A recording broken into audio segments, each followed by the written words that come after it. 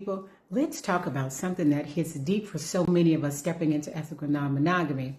And today's conversation was inspired by content creator T. Drew. But before we dive in, hi, I'm Taylor Sparks, your ethical non-monogamy coach and sex goddess. There's this analogy he came up with. To conduct the orchestra, you have to turn your back on the audience. To conduct the orchestra, you have to turn your back on the audience. Leadership isn't about pleasing the crowd. It's about guiding the music, the orchestra. And the moment you spin around to see if they're clapping, if they approve, if they like what you're doing, the music, well, it falls apart. Now apply that to your relationships. When you're living in a way that challenges the status quo, loving more than one person, opening your marriage, or exploring new love styles, the world becomes that audience. Family, friends, co-workers, even strangers on social media. Everybody suddenly feels entitled to critique your every move. Why would you do that?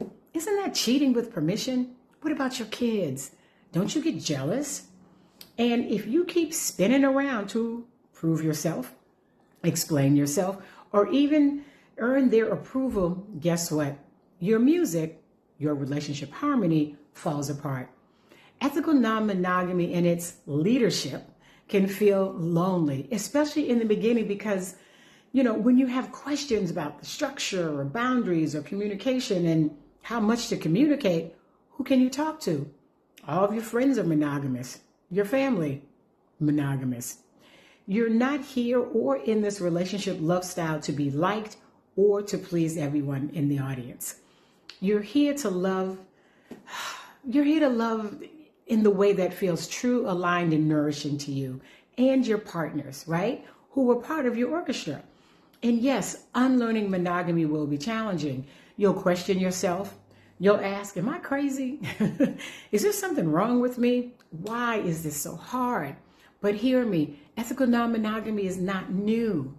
It's not wrong, and it's definitely not sinful. Cultures around the world have loved this way for centuries, long before Western religion, long before laws and institutions told us this is the only right way to love.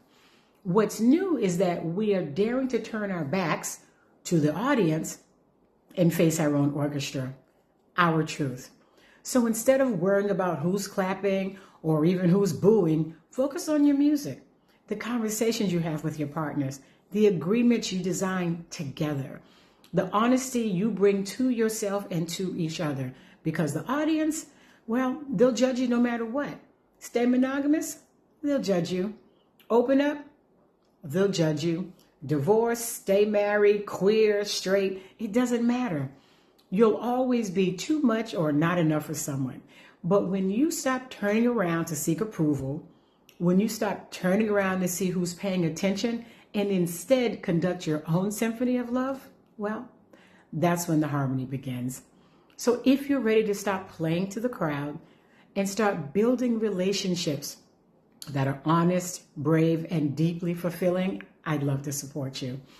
And there are many ways that I might do that. You can order one of my books, An African American Guide to Ethical Non-Monogamy, or the workbook of the same name that supports you in improving your knowledge and skills in a self-guided way. You can order my Conversation Starter ebook or my Say It Like You Mean It conversation cards.